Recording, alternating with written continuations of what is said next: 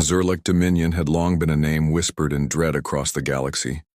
Their rise from a fractured collection of tribal warbands to the most formidable empire the universe had ever known was the stuff of nightmares. At first, their expansion was methodical, starting in the desolate Nebarak sector. Primitive outposts vanished, their populations never seen again. Their few survivors spoke of a race that wielded power beyond comprehension, ships that streaked across star systems faster than anyone thought possible, and weapons that tore through planetary defenses like paper. What made the Zurlek truly terrifying was their singular technology, a system known only as the Glaive Nexus. Few even knew what it looked like, let alone how it worked, but its effects were impossible to ignore. Zurlek warships arrived in orbit before their presence was even detected, deployed their weapons, and left before defenders could mount a counterattack. Energy barriers that once held back entire fleets shattered like glass before Zurlek artillery. The greatest minds in galactic engineering couldn't explain it. Some thought the Zurlek had stumbled upon ancient alien technology far older than their own civilization. Others believed they had mastered some new branch of science that defied all known laws of physics. In the centuries that followed, resistance against the Zurlek became increasingly futile. Individual species, even entire regional alliances, could do nothing but capitulate. Planets once bustling with life fell silent, their populations either enslaved or exterminated. Refugee fleets wandered the dark spaces between stars, unable to find any safe harbor. Over time, the galaxy fragmented. No one trusted anyone else. Old alliances dissolved. Everyone was too afraid of drawing the Zurlek's attention. Even the mighty Andros Coalition, once the largest and most powerful alliance in the galaxy, disbanded rather than face the Dominion's wrath. By the time the Zurlek expanded into the Lyraxian Rim, their name alone could send entire planetary governments into panic. Their reputation was so terrifying that many systems surrendered before a single shot was fired. In these cases, the Zurlek installed puppet rulers, stripped the planet of its resources, and conscripted its people into their ever-expanding war machine. Yet even surrender didn't guarantee survival. The Zurlek were as merciless as they were calculating, and they had no qualms about wiping out populations if it suited their needs. The galaxy became a patchwork of isolated factions, each focused on survival. Those who could hide, did. Those who could flee, ran. And those who could fight. They were few, and their defeats served only as grim reminders of the Zurlek's dominance. Over time, the galaxy settled into a grim rhythm. The Zurlek would appear, demand submission, and either accept it or annihilate their target. It was a one-sided war, a reign of terror that seemed unending. But deep in the shadows, beyond the edge of even Zurlek reach, rumors began to spread. Stories of a forgotten system that had remained untouched. A system once home to a species so adaptable, so ingenious, that their disappearance had never truly been explained. Some said they'd been destroyed. Others said they'd gone into hiding. Few even dared to whisper their name, humanity. Most dismissed these stories as desperate fictions. But for those who had been hunted for generations, the tales offered a fragile hope.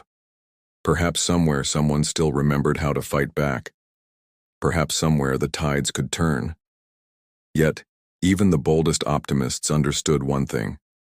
If these humans were real, they would have to do what no one else had ever done: stand against the unstoppable and answer the terror of the Zurlek. The Zurlek had no interest in myths. For centuries, their relentless advance had made them deaf to the whispers of the galaxy. Empires crumbled at their feet. Allegiances shifted in their favor. Even the bravest resistance movements vanished before the might of their war fleets. To them, Earth was a forgotten relic, a backwater system rendered irrelevant by the passage of time. If anything, it existed only as a name in ancient trade logs, a star chart footnote from an age of primitive spaceflight. Whatever species once lived there had likely extinguished itself long ago. The Zurlek were certain of their supremacy. They had no reason to believe otherwise. So when their scouts arrived in the Sol system, It wasn't caution that guided them. It was arrogance. Their orders were simple: secure the system, survey the planet's resources, and prepare it for occupation. In truth, High Command barely cared what was there. It was just one more point on a long list of conquests. Another mark on their galactic map. What they found, however, was not what they expected. The Zorlek scout ship, a sleek vessel bristling with advanced sensors and cutting-edge weaponry, entered the system with the same efficiency they brought to all their operations. Their first scans showed a seemingly abandoned world orbiting an aging yellow star. Ruins littered the surface, great structures that suggested an advanced civilization had once thrived here. The remains of sprawling cities lay covered in centuries of dust and decay. Artificial satellites, long inert, drifted aimlessly in orbit. It was exactly the kind of dead world they'd conquered 1,000 times before. And then the signal came. It was faint, almost imperceptible at first. A long, slow pulse repeating on a tight frequency band. Their systems picked it up as a background anomaly, buried in the noise of the system's radiation belt. But as they drew closer to the third planet, it grew stronger. Not a random broadcast. Not a natural phenomenon. It was deliberate. Humanity will return. The words cycled through their ship's universal translator. It repeated again and again, each time in a different tongue. Humanity will return. At first, the Zorlek ignored it. An automated distress beacon, perhaps. A last message sent from a dying race. Nothing of consequence. Yet the signal continued, unbroken, unwavering. The scout crew passed the message to their superiors, who dismissed it outright. Still, High Command ordered another vessel sent to investigate. When it arrived, the first ship was gone. No wreckage, no debris, no distress calls.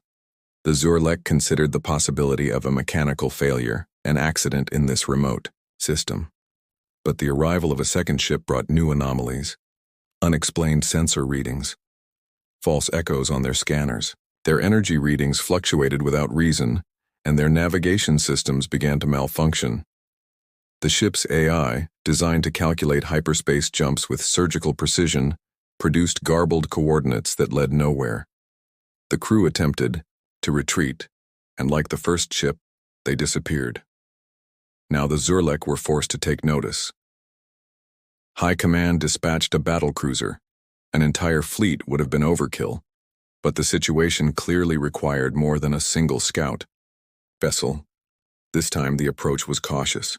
They analyzed the signal in detail, comparing it to known languages and patterns. They searched for signs of active infrastructure, but no power grids or energy signatures emerged. The planet's surface appeared lifeless, yet the signal persisted. Over and over again it droned, "Humanity will return." When the battlecruiser entered orbit, it experienced the same phenomena. Systems glitched, communications became unreliable. The ship's shielding flickered, not from an attack, but from something deeper, something they couldn't explain. Then, without warning, the signal changed. "You're welcome to try again." It was only one line, one response. The crew barely had time to react before their instruments went dark. The ship's engines failed. The last recorded transmission from the battlecruiser was a frantic burst of noise and static, followed by an unnerving silence. From that day on, the Sol system was labeled a high-risk zone by the Zorlek. High Command officially declared it an unstable region and advised all future vessels to avoid it. But off the record, the Zorlek began to worry. It was unlike anything they had encountered. Planets might resist their rule, but no system had ever rejected their very presence. There were no explosions, no weapons fire, no armies, just a signal, a statement, and the absolute disappearance of any ship that entered. It was the first time in centuries that the Zorlek considered the possibility that they might be the prey. The Zorlek were used to defeating enemies who fought on their terms. They overwhelmed conventional fleets, crushed planetary defenses, and silenced governments that tried to resist. Their war machine was a hammer, and the galaxy was a field of nails. But when the humans finally appeared, It was as if the very laws of war had been rewritten. At first it was a whisper, a faint reading on a Zurlek sensor grid near the outer colonies. A disturbance so fleeting, it was dismissed as noise. Then it happened again, closer this time. By the third occurrence, the pattern was clear. Something was moving through their territory undetected, something that left no signature other than a faint ripple in local spacetime. It didn't match any known ship profile, Zurlek or otherwise. High Command sent reconnaissance vessels, but none returned. The first confirmed sighting came near the Galath outpost. Zurlek technicians were tracking routine traffic when a shape appeared on their scopes. Small, sleek, and completely alien. Before they could scramble fighters, it was gone, leaving only a data trail that defied analysis. The next day, the Galath Garrison Supply Depot exploded, not from an external assault but from what appeared to be an internal chain reaction. The surviving Zurlek engineers were baffled. The depot's security protocols were untouched, its shielding intact. Whatever had happened, it had come from within, as if their enemy's technology could bypass defenses at will. These weren't isolated incidents. Across the edges of Zurlek space, reports poured in. Patrol ships vanishing, starbases losing power, communications hubs going silent. What was most disturbing was the pattern. No formal declarations of war, no massive fleets, just precise surgical strikes that dismantled infrastructure and sowed confusion. The Zurlek had faced resistance before, but this was something else entirely. High Command attempted to tighten security, doubling patrols, installing new sensor arrays, and fortifying key installations. Yet the attacks continued, each one more daring than the last. A shipyard near Tyros, considered one of the most secure facilities in the Dominion, was obliterated overnight. Witnesses reported seeing dark, angular craft slipping through their perimeter, moving faster than Zurlek interceptors could pursue.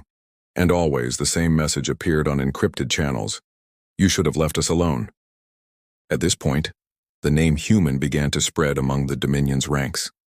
Though no Zurlek had ever encountered a human in the flesh, the stories grew.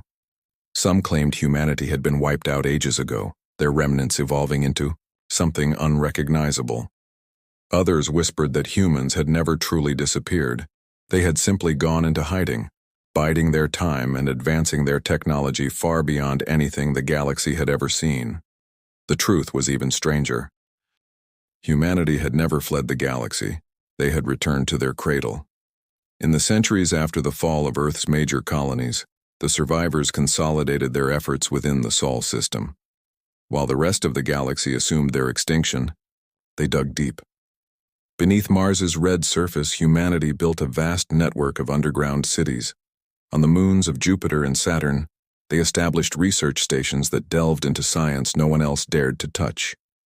Earth itself became a fortress, its surface seemingly ruined, but its depths hiding factories, laboratories, and weaponry of staggering complexity. It wasn't just survival, it was preparation. Humanity had watched as the galaxy fell under the Zurlek's shadow. They listened to the cries for help, the desperate messages from scattered worlds begging for aid. For generations, they trained and innovated in secret. They weren't trying to match the Zurlek's strength. They were working to surpass it. Now that preparation was paying off. Human ships didn't move like conventional vessels. They used a propulsion system that manipulated space-time itself, allowing them to appear and vanish at will. Their weapons were based on principles the Zurlek couldn't comprehend, fields of dark fusion that bypassed shields and armor entirely. And most terrifying of all, they seemed to know exactly where to strike. Zurlek fleets found themselves outmaneuvered, their most secure installations infiltrated. Strategic reserves disappeared without a trace. Officers spoke of a phantom enemy, one that didn't fight fair, one that didn't play by the rules of galactic warfare. For the first time in their long reign, the Zurlek were losing. Humanity's return wasn't a single grand invasion. It was a methodical unraveling of the Zurlek war machine. Bit by bit, system by system, the humans dismantled the Dominion's dominance. Each attack sent a clear message. The prey had become the predator and the Zurlek were no longer safe. In the shadows of space, Where no one had dared to challenge them, the Zurlek learned a hard truth. Humanity hadn't disappeared. They'd been waiting. And now, after centuries of silence, they were finally answering the terror with terror of their own. The galaxy watched in disbelief as the Zurlek dominion began to crumble. Their once impervious fleets now burned in the void, their mighty shipyards lay in ruin, and their propaganda channels, once unshakably confident, grew eerily silent. The name human, once spoken only in myths and whispers, now spread across every corner of known space. And with it, one chilling realization. The Zurlek weren't fighting a rival empire or a scattered resistance. They were fighting a force that operated in ways no one had ever seen. Humanity had no central fleet, no massive battle stations bristling with turrets, no grand armadas parading through conquered star systems. Instead, their strength came from precision. A Zurlek warlord might wake one morning to find their flagship missing from orbit, its crew taken, its technology disassembled, and its blackened hull left drifting as a warning. Entire supply lines simply ceased to exist, their convoys plucked out of hyperspace and dismantled. Strategic command centers were infiltrated without a single alarm raised, their databanks wiped clean, and their senior officers never heard from again. By the time the Zurlek realized what was happening, it was too late. Humanity wasn't just fighting them. They were dismantling them piece by piece. Every strike was deliberate, every move calculated.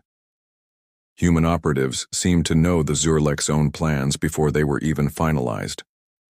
Advanced Zurlek, technology once believed impenetrable, became their own undoing. What they thought was their greatest advantage, the Glaive Nexus, was turned against them.